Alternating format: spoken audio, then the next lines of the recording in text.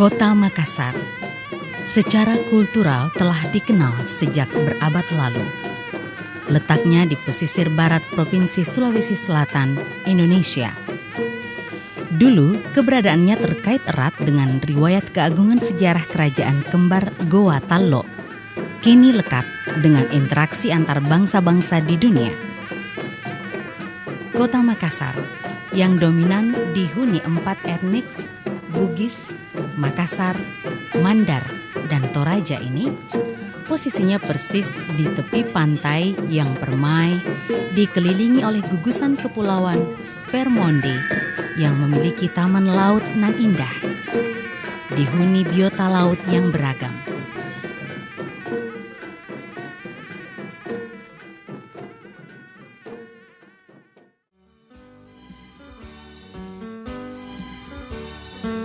Kota Makassar sebagai gerbang niaga di kawasan timur Indonesia memiliki berbagai fasilitas perdagangan seperti pelabuhan laut yang bisa diandalkan, didukung oleh kawasan industri Makassar, KIMA, yang mengelola berbagai komoditas, fasilitas perbankan, listrik, air bersih, bandara internasional, dan sarana transportasi yang lancar.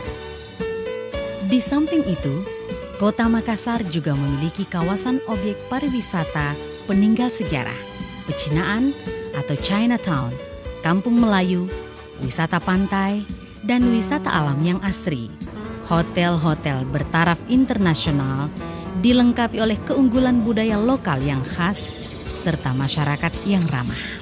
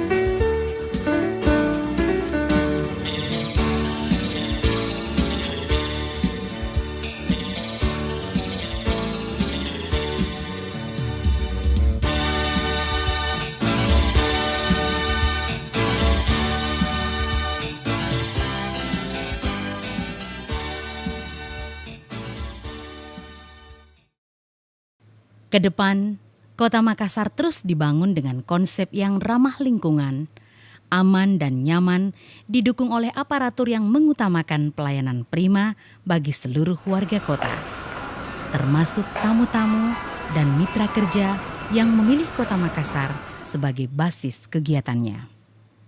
Intinya, Makassar akan kembali memainkan perannya sebagai kota yang strategis dalam lalu lintas perdagangan dunia.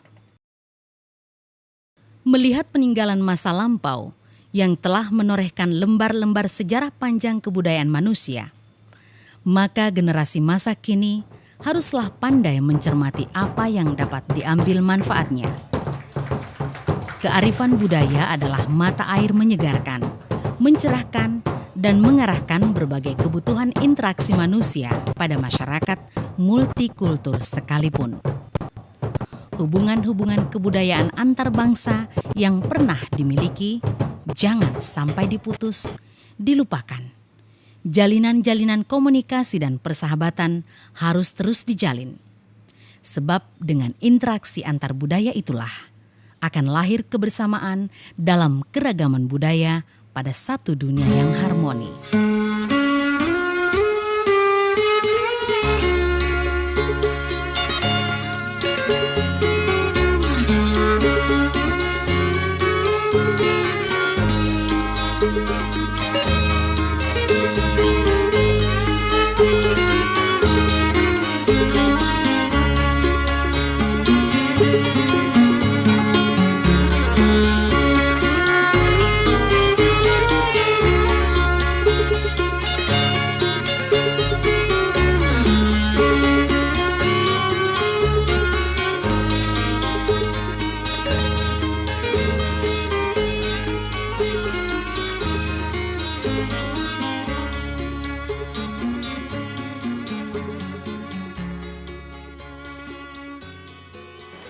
Assalamualaikum warahmatullahi wabarakatuh. Selamat datang di Kota Makassar. Welcome to Makassar, kota yang terkenal dengan julukan Kota Anima ini, yang memiliki berbagai potensi baik budaya, ekonomi maupun pariwisata. Di mana kota ini memiliki potensi laut yang cukup baik dengan bentangan garis pantai sepanjang kurang lebih 35 km. Pantai Losari yang merupakan ikon Kota Makassar saat ini sedang dilakukan revitalisasi untuk memberikan ruang publik kepada masyarakat untuk menikmati indahnya pantai dan indahnya sunset di kala petang. Di Kota Makassar juga kaya akan makanan tradisional seperti palu mara, palu basah, coto Makassar, sop kondro, dan masih banyak lagi. Selain makanan tadi, juga tersedia makanan tradisional antara lain bubur nangka, jeruk bayau, onde-onde, jalan kote, pisang epe, dan masih banyak lagi. Kota Makassar, pusat pelayanan kawasan Indonesia Timur, telah tersedia bandara, pelabuhan internasional, kawasan industri Makassar, di mana Kota Makassar sekarang ini sedang dilirik oleh berbagai pihak investor untuk menanamkan investasinya di Kota Makassar. Mengunjungi Kota Makassar bisa ditempuh melalui jalur transportasi udara, memanfaatkan Bandara Internasional Hasanuddin, atau dengan jalur transportasi laut, berlabuh di Pelabuhan Makassar. Makassar termasuk tempat terpenting di Nusantara. Sejak 1 Januari 1874, Bandar Makassar telah menjadi pelabuhan bebas bagi kapal-kapal asing. Daya tarik pelabuhan ini karena ramainya perdagangan rempah-rempah dari kawasan Maluku.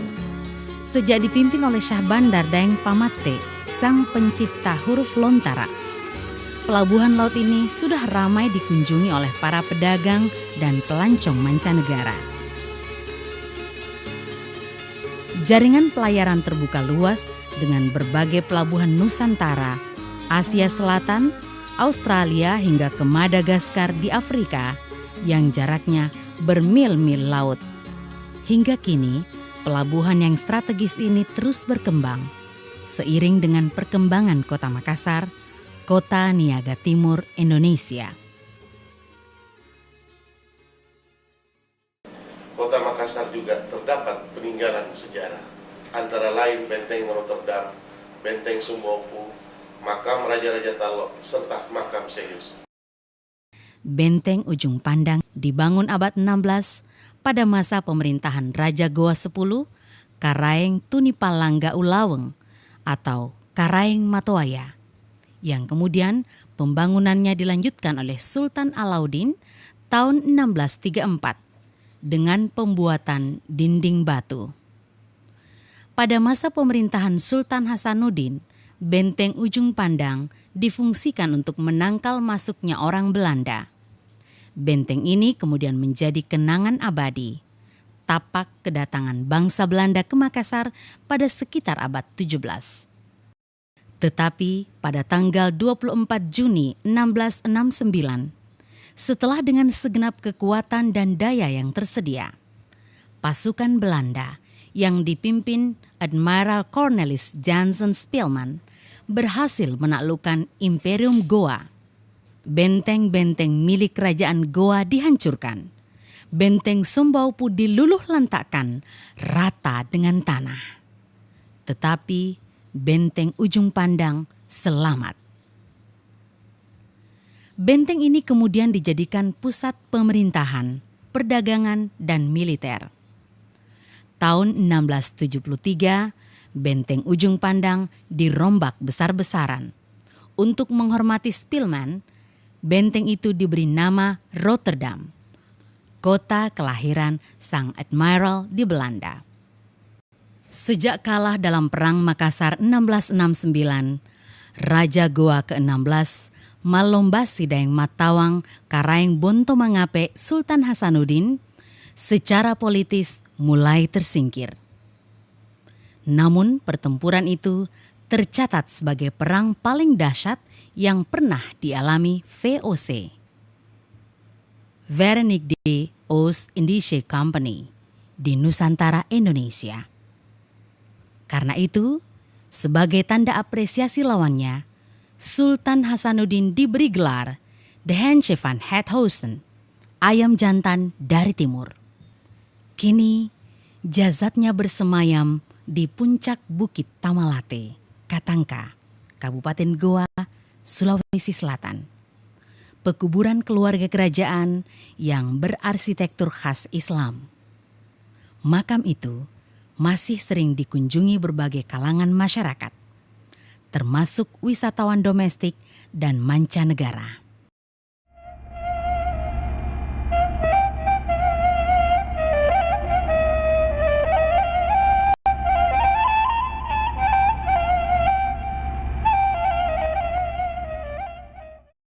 Tak jauh dari kompleks pemakaman Sultan Hasanuddin, tepatnya di daerah Lakiung, Kokbang, perbatasan kota Makassar dengan Kabupaten Goa, terdapat kompleks pemakaman Syekh Yusuf Al-Makassari yang secara legendaris dikenal masyarakat sekitarnya dengan nama Syekh Yusuf Tuan Tasalamaka. Syekh Yusuf adalah pahlawan nasional kami yang lahir di Makassar. Syekh Yusuf Tuan Tasalamaka yang menyebarkan syiar Islam di Makassar, bahkan ke pelosok dunia. Syekh Yusuf telah mempertahankan dua etnis antar bangsa, Makassar dan Afrika Selatan. Syekh Yusuf diyakini sebagai sufi ahli tarekat, menguasai mistik Islam. Kelahirannya dianggap misterius dan penuh keajaiban.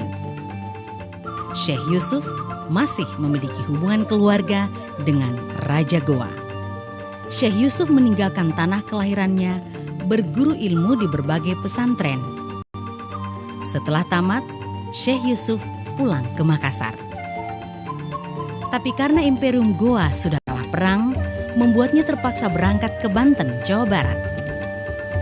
Di sana ia ikut bertempur bersama Sultan Ageng Tirtayasa melawan Sultan Haji yang menjadi kolaborator VOC. Di Kaapstad, Afrika Selatan, Syekh Yusuf terus mengembangkan ajaran kesufiannya.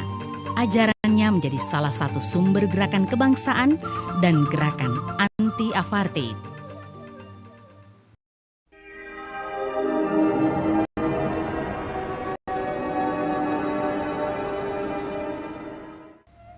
Di tanah pengasingan, Kampung Makassar, Afrika Selatan, tanggal 23 Mei 1699, Syekh Yusuf meninggal dunia dalam usia 73 tahun. Selama hidup, ia mewariskan 17 karya tulis yang sering dirujuk para ilmuwan dan peminatnya.